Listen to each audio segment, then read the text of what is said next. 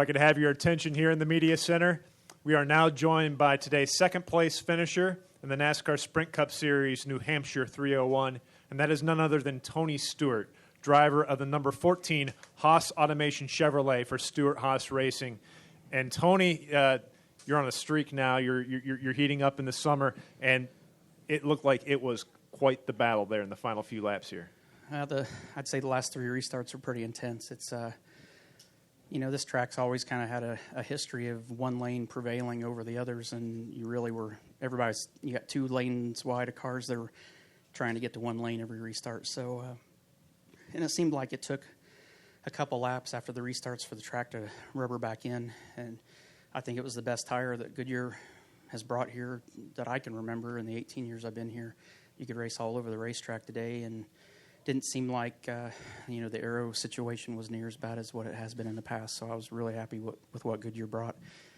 But it was a fun race. I mean, we took a chance at the beginning, and the plan was to take 2 on the first stop, and it really bit us. We got back to about 22nd, I think, and from then on it was just kind of fighting our way back. I mean, nobody really took 2 till late in the race. There were guys that, I guess, when Denny stayed out, and a bunch of the guys in front of us took 2 tires, and then the 22 and 78 and us, I think, were the ones on 4 or something like that. But we were able to start picking our way through there, and that was really good. It's just the last 3 restarts were tough. You needed to be on that outside line and hope that the guy on the inside didn't push you up. So the restarts are always interesting here. But if you could get through them and get through the chaos, you got a shot at it. Outstanding. We're going to open the floor up to questions now. If you have a question for Smoke, please raise your hand, and we'll get a wireless mic to you. We'll go to Kenny Bruce. Kenny Bruce with NASCAR.com. So the run in Sonoma, how much difference did that make as far as what you guys have been able to do? Had you went out there and had an okay run, do you think you guys would be picking up steam like you seem to be now?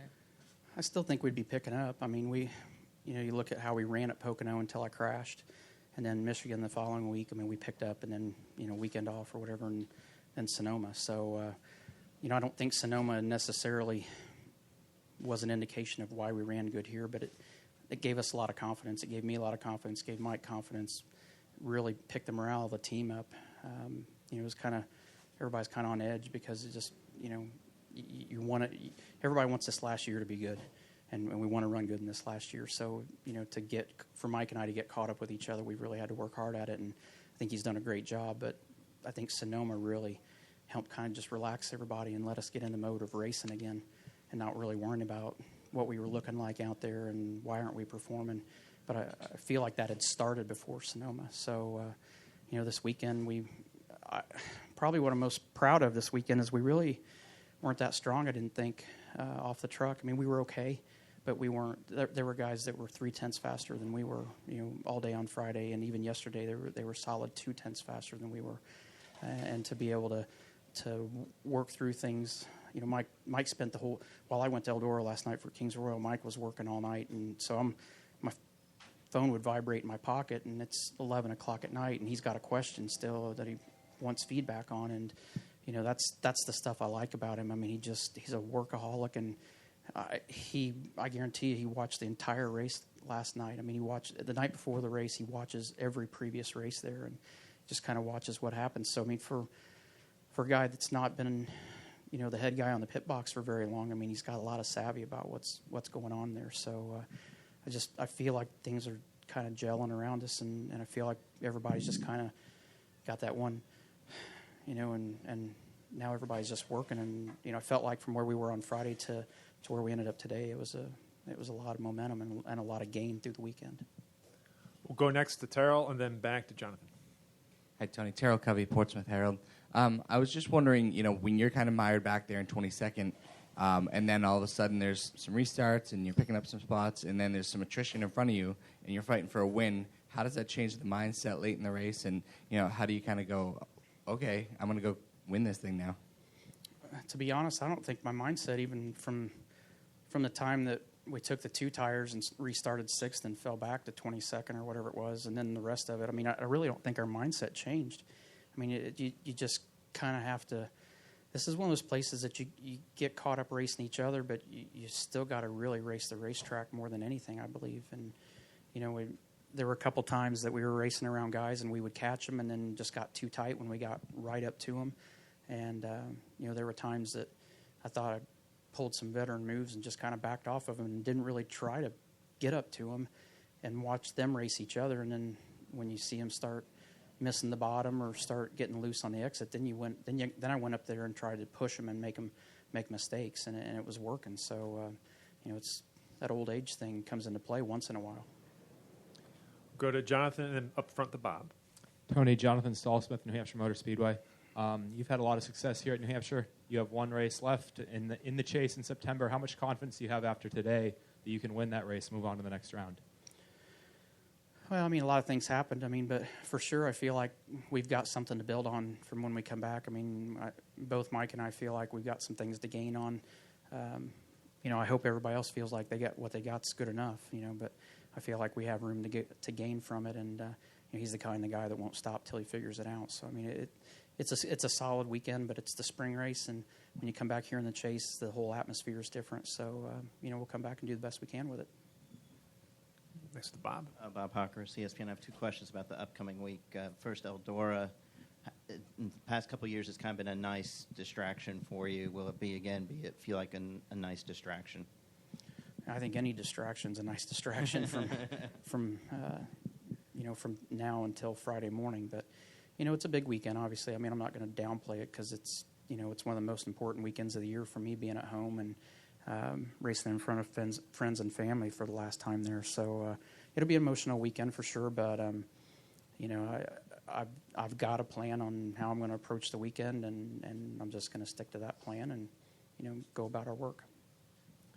If Gordon races next weekend, does it make it some of the spotlight might be off you? Would you welcome that, even if it comes under those kind of circumstances? Absolutely, because I don't need the spotlight on me anyway. I show up to race. I'm not the profile guy. That was Rusty Wallace and Jeff and some of these other guys. Rusty thrived on it. Jeff just deserved it.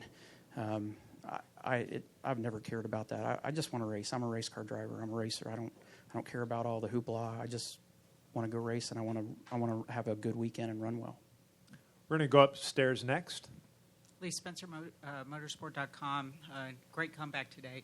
Can you talk a little bit about what Indy has meant to you, though, over the course of your career, whether it was racing in Indy cars, racing in Cup, just what that place in particular means to you as a driver? Well, it's home. Anytime, my home track versus, somebody else's home track that might not have the history that Indianapolis has. It's a big deal for us just because of the facility, what it is, and what the tradition and history of it is. So, it means a lot. And, some of the greatest race car drivers in the world, whether it was IndyCar, Formula One, MotoGP, NASCAR, they've ran and won at the Brickyard. So, that in itself makes it special. But, I grew up my whole life in Indiana. I didn't move to Indiana. I didn't move away from Indiana. I'm the only NASCAR driver in the Cup Series that's from Indiana that still lives in Indiana. And I'm proud of where I was born. I'm proud to be back. I still live in the town I was raised in. So I take a lot of pride in that. I think the state of Indiana takes a lot of pride in that. And, that's why it makes it a big weekend. I'm representing a lot of people around me, and, I'm proud to do that.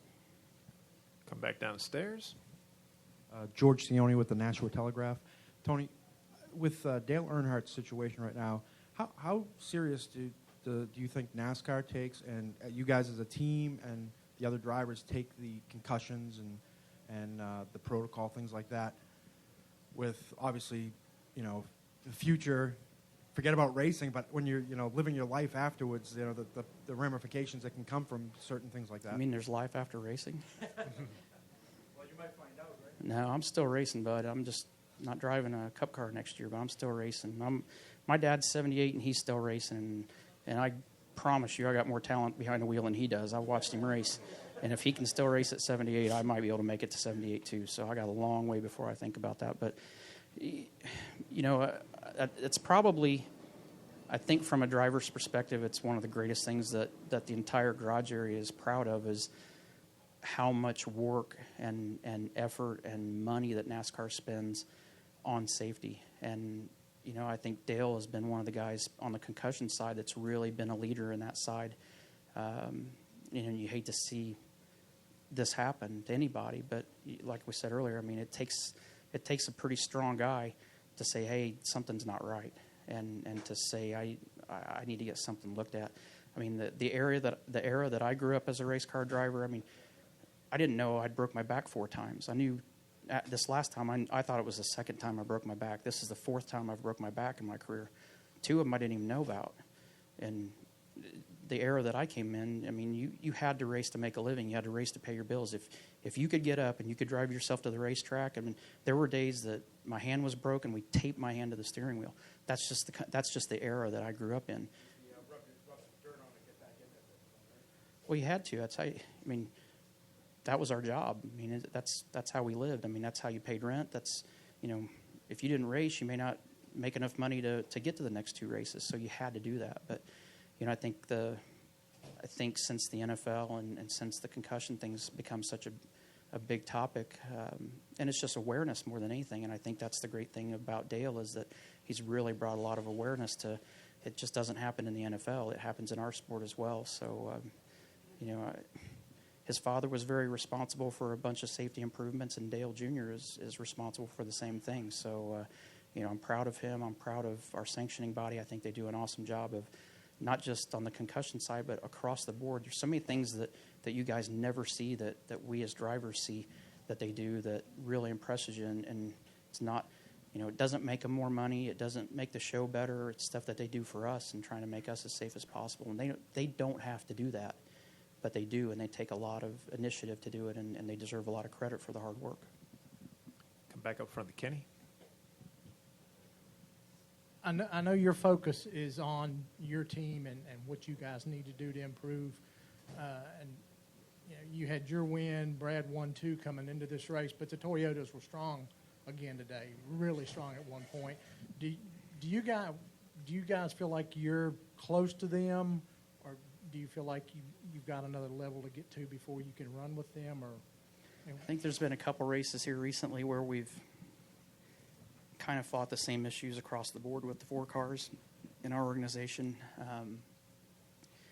You know, you look at 2 years ago, I mean, Chevy was the most dominant car on the racetrack. And last year it was kind of a coin toss between Chevys and Toyotas. And, you know, I think the Toyota side's found something, but I still believe that, you know, the history of Chevrolet and you look at the manufacturers' championships that Chevrolet has, we have a history of figuring these things out. And I can promise you, I know the people at Chevrolet. They don't like getting beat at anything. They don't want to get beat leaving the racetrack. So I mean, they take it serious, and you know, I promise you, we'll put the 4-quart press on for them to get it right. Before we let you go, Smoke. I'm not in a hurry. It feels great in here. It's the most comfortable I've been all day. Well, let's hope it feels just as great Wednesday night during the Aspendale Eldora Dirt Derby. What all you have on your plate leading up to that to get the facility ready and get everything ready to go? You know, we had our Kings Royal last night with the 410 wing sprint cars, and all 3 nights were great, and the crowd was unbelievable last night. It absolutely baffled me how good the crowd was, and the racing was great last night. You know, it's the normal thing. I mean, this is what's different between pavement racing and, you know, if these guys had to run a race on Wednesday, they don't have to do anything to the racetrack. We have to do everything to our racetrack to get ready. So, you know, like I do every year, I'm flying from here straight to Eldora, and I'll be there from tonight through Wednesday night. And, you know, a lot of the stuff that we do for the racetrack side, at least from my role, is done, you know, in the middle of the night when everybody else is either finishing at the bar or coming home from the bar. I'm still working. So, you know, we'll do what we have to. I got a great staff there. I got Roger Slack and Larry Bowes, and you know, we got a great track crew that is as dedicated as any to get this thing done and to get it done right. So we'll go back there and we'll kick butt and, you know, we'll get after it and get ready for Tuesday and Wednesday. That's great. Well, we look forward to it on Wednesday night. We look forward to seeing you next week at Indianapolis. Good luck to you. Don't worry, I'll be around. I'm easy to find. Absolutely. Thanks, buddy. Thanks, guys. Take care.